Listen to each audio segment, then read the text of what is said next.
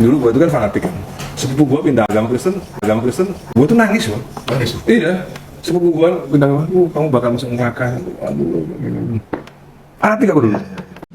Halo warga intelektual sekalian. Guys, ternyata Ahmad Dhani zaman dulu seperti yang ada di video barusan, zaman dulu tuh fanatik banget. Wow, luar biasa. Fanatik, nggak ketulungan. Sehingga ketika ada saudaranya yang pindah agama, Ahmad Dhani mengatakan, mampus kamu, masuk neraka kamu, sampai nangis dia. Ada sebuah yang pindah agama, nangis dia. Karena dia menganggap bahwa saudara itu masuk neraka. Nah, yang jadi pertanyaan, kenapa ada pemahaman seperti ini gitu? Kenapa Ahmad Dhani memahami seperti ini? Apa alasannya? Karena ini doktrin ya, dari kecil doktrin bahwa yang beda agama dengan kita itu ya masuk neraka gitu. Bahkan Pak Islah Barawi juga berpikir seperti itu kan. Pak Islah Barawi mengatakan, ya kalau beda agama dengan kita ya bisa aja masuk neraka gitu. Nah, yang jadi pertanyaan, apakah surga dan neraka itu hanya milik satu agama?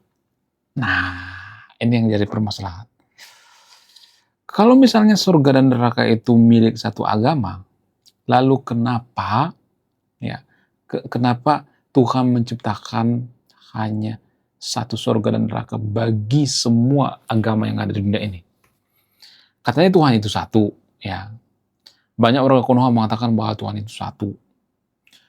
Nah, kalau Tuhan itu satu, lalu kenapa ajarannya beda-beda gitu? Ya, Hindu dengan Kristen beda, Kristen dengan Islam beda, ya kemudian Katolik dengan Yahudi beda, ya beda-beda gitu ya. Ada perbedaannya, penafsirannya beda gitu. Kalau misalnya mengatakan, oh itu kan penafsiran. Lah, kenapa wahyunya beda-beda gitu? Kan wahyu kan beda-beda ya. Ya, misalnya turun wahyu nih terhadap orang tertentu misalnya. Yang kalau zaman itu ada HP, ya terus di video, apakah berani mau video atau tidak? Itu yang jadi permasalahan. Misalnya ketemu sama malaikat misalnya. Kenapa setiap ketemu malaikat itu selalu di tempat sepi gitu? Ya kan? Kalau surga dan neraka itu ada, misalnya nih ada ayat misalnya yang mengatakan bahwa beda agama dengan kita masuk neraka misalnya ini hanya misalnya ya, jangan diplesetin ya. Lalu apakah ini bisa dibuktikan secara ilmiah? Gak bisa kan? Ini kan keyakinan ya. Apa beda definisi keyakinan dengan ilmiah? Definisi ilmiah itu harus bisa diuji secara empiris gitu ya, secara berkala. Sementara keyakinan itu nggak bisa diuji. Mohon maaf yang itu video ini. Kalau bantah pakai data yang ilmiah, nggak bisa diuji. Sehingga agama itu disebut keyakinan karena belum pasti, iya kan? Agama itu belum pasti. Namanya keyakinan ya kan? Keyakinan itu artinya kita percaya suatu hal itu benar walaupun tidak terbukti secara ilmiah atau secara langsung. Makanya agama disebut keyakinan. Jadi kalau Anda meyakini bahwa ya misalnya Ahmad Dhani ya meyakini orang yang beda agama dengan ya masuk neraka gitu.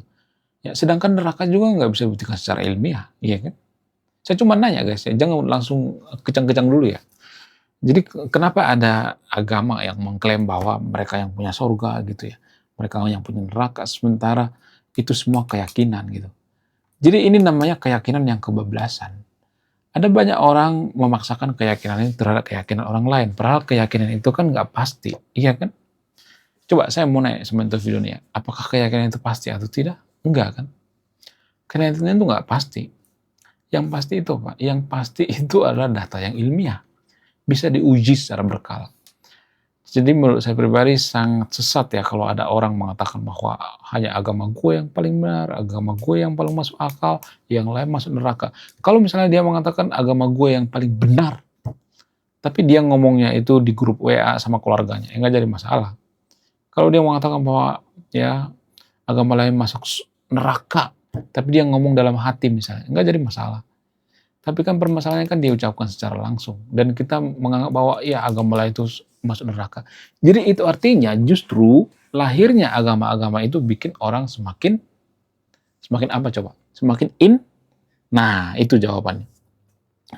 Jadi bisa aja gitu ya, orang semakin intoleran itu dipengaruhi oleh Nah, itu jawabannya. Saya tidak menyimpulkan ya. Saya tidak menyimpulkan. Anda yang menyimpulkan gitu. Bisa aja gitu. Karena apa? Karena gini. Saya tidak mengatakan semua orang yang beragama intoleran ya, tapi bisa aja gitu. Ya buktinya Ahmad Dhani gitu ya. Coba kalau Ahmad Dhani itu dari kecil nggak beragama gitu. Ya, misalnya dia mengatakan dirinya, oh, saya ateis, agnostik misalnya. Saya tidak ngajak video untuk ateis atau agnostik ya. Apakah kalau misalnya ada orang yang pindah agama misalnya nih saudaranya, dia akan nangis? Enggak. Jadi apakah ya intoleransi itu muncul dari ideologi agama? Nah, itu yang jadi permasalahan. Ya, ini sangat susah dipahami ya dengan akal sehat. Karena apa? Karena dari kecil kita sudah doktrin bahwa agama kita yang paling benar, agama kita yang paling suci, agama lain sesat. Sehingga kita sangat suka menyesatkan orang lain. Ya, lu tuh masuk neraka. Lu tuh nggak bener agamanya gitu. Ya kemudian ya dicari-cari kelemahan agama lain gitu ya. Jadi saya baru-baru ini menemukan sebuah postingan yang sangat luar biasa ya. Saya lupa namanya, dia seorang cendekia atau ilmuwan gitu ya. Seorang dokter ya. Kalau nggak salah namanya Pak Abdurrahman ya. Kalau salah, dia pernah mengatakan seperti ini. Dia pernah bikin postingan seperti ini. Banyak warga Konoha menganggap bahwa agama lain itu dongeng gitu. Tapi orang yang menganggap bahwa agama lain itu dongeng, agama lain juga menganggap bahwa agama lain itu dongeng gitu ya. Jadi saling mendongengkan agama lain gitu. Kenapa bisa seperti itu? Apa alasannya? Ini pembahasannya sangat panjang sekali ya. Dan ini juga saya yakini yang dialami oleh Mas Ahmad Dhani. Ini pembahasan yang sangat panjang, tapi saya akan mempersimpel. Jadi gini. Kita itu sebenarnya kalau boleh berpikir berpikir rasional ya. Kita tuh sadar bahwa ya, atau kadang kita meragukan bahwa apakah wahyu itu benar dari Tuhan atau tidak, apakah bisa dibuktikan secara ilmiah atau tidak, kenapa wahyu itu selalu muncul di tempat sepi. Biasanya kan kita pasti meragukan ya, apakah Tuhan itu ada atau tidak. Kayaknya Tuhan itu nggak ada, kayaknya Tuhan itu ada. Pasti kan ada seperti itu, mengalami seperti itu ya. Saya bisa memahami guys, ya. Pasti banyak di antara kita yang mengalami seperti itu kan. Ya, coba tunjuk tangan ya, cung gitu. Atau tulis di kolom komentar ya, siapa yang pernah meragukan keberadaan Tuhan. Kita meragukan keberadaan Tuhan itu wajar, itu bukan hal yang sesat gitu. Karena apa? Karena munculnya agama itu secara antropologi dan secara sosiologi untuk mengisi kekosongan di dalam pikiran manusia gitu. Manusia itu kan salah satu makhluk yang berkesadaran. Nah, kalau kita berkesadaran, maka kita berpikir oh, sebenarnya surga itu ada. Kita hidup ini buat apa? Ya pasti ada kehidupan setelah kematian. Ya manusia kan berpikir seperti itu secara psikologis ya, secara sosiologis seperti itu ya. Nah, anehnya ya kalau kura-kura dikasih kesadaran, ya, kura-kura ninja misalnya, atau ikan hiu dikasih kesadaran misalnya. Ikan hiu dikasih kesadaran, kemudian binatang-binatang lainnya gitu ya, kepiting dikasih kesadaran, maka dia juga akan berpikir, apa makna gua hidup di dunia ini? Ya, apa maknanya gua dilahirkan? Ya, pasti ada surga dan neraka. Dia juga akan menciptakan surga dan neraka versi mereka gitu ya. Versi kepiting A mengatakan, oh ini ada surga. Kepiting B mengatakan, oh ini gua punya surga. Kepiting C mengatakan, oh yang lain masuk neraka. Oh ajaran kalian itu dongeng gitu ya. Kemudian kepiting B mengatakan, oh ajaran kalian itu dongeng. Jadi saling mendongengkan satu sama lain. Kenapa bisa seperti itu? Karena ada gap di pikiran manusia, di kesadaran manusia itu ada gap. Karena manusia itu ya bukan terlahir, tapi berevolusi gitu. Ya, ini memang pembahasan yang sangat sensitif ya. Banyak warga Konoha yang tidak percaya dengan teori evolusi. Ya, tapi ya bagaimanapun kita menolak teori evolusi ya, kita harus jujur ya, mengakui bahwa manusia itu punya ekor. Zaman dulu tuh manusia itu punya ekor, guys. Makanya ada tulang ekor. Tulang ekor itu kan sisa ekor. Ya, ekornya di depan apa di belakang? Ya di belakang dong, bukan di depannya. Jadi manusia itu punya ekor. Itu secara evolusi. Kalau saya mengatakan, oh nggak punya ekor, ya jangan dong, jangan bilang kayak gitu, itu kan nggak sopan. Ya kita kan punya tulang ekor, itu nggak bisa dibantah. Artinya gini, kalau Tuhan itu menciptakan manusia, mungkinkah Tuhan itu menciptakan manusia dengan tulang ekor atau berekor? Buat apa? Biasanya jawaban seperti ini akan dijawab dengan, ya itu ada fungsinya, ya karena Tuhan itu kan maha mengetahui, maha mengetahui, maha mengetahui, tapi bukan maha bijaksana kan. Apakah itu pekerjaan sia-sia atau tidak? Ya, kenapa harus pakai ekor gitu? Ya kan, itu yang jadi pertanyaan. Ini mungkin akan banyak orang yang kejang-kejang kalau jodoh berjamaah ya, kalau ngomong seperti ini. Tapi pada faktanya seperti itu.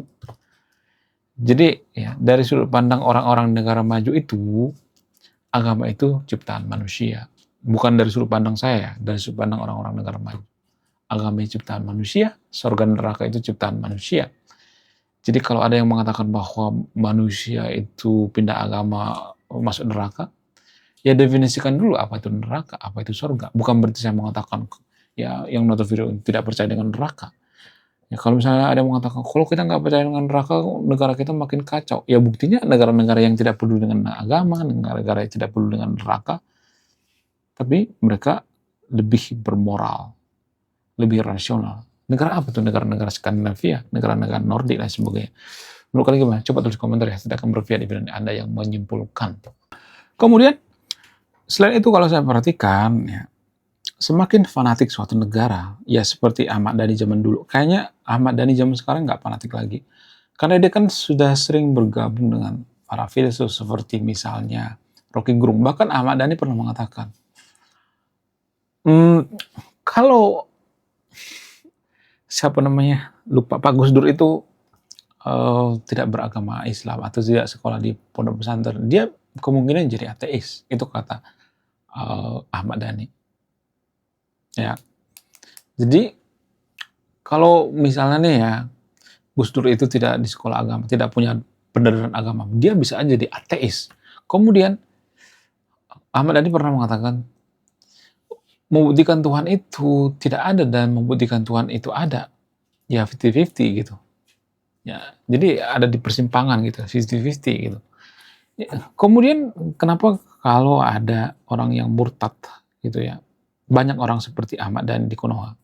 Sampai sekarang masih banyak gitu. Padahal teknologi sudah maju gitu ya. Sudah maju sekali gitu ya. AI sudah maju, mereka sudah bisa bertanya dengan AI. Kenapa bisa seperti itu? Menurut keyakinan saya, karena ini terlambat berevolusi, otaknya terlambat berevolusi gitu ya. Kemudian faktor informasi yang mandek atau dibatasi gitu ya. Kemudian karena terlalu berlebihan dalam beragama juga mempengaruhi ya.